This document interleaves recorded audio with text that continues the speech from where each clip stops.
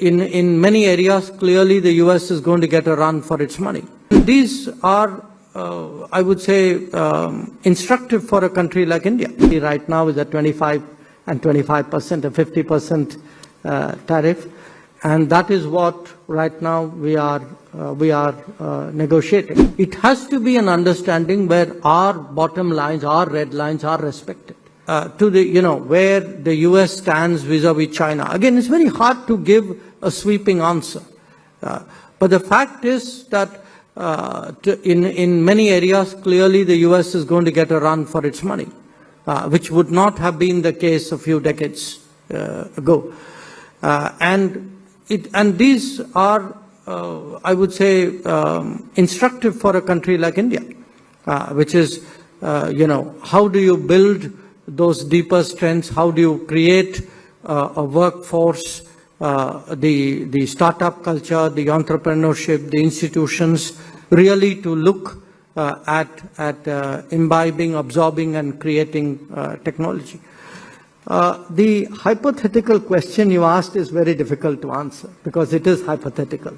I think I deal in a world of realities, and my reality right now is at 25 and 25%, a 50% tariff, and that is what right now we are negotiating. So, whatever happens, at the end of the day, there has got to be a trade understanding with the United States.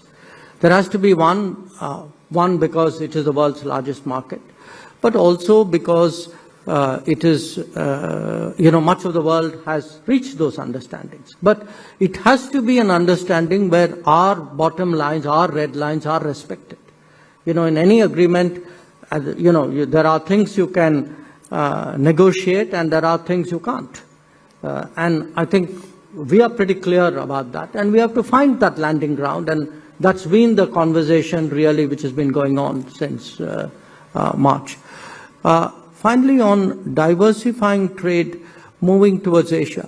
Most of our initial free trade agreements were actually almost all with Asia.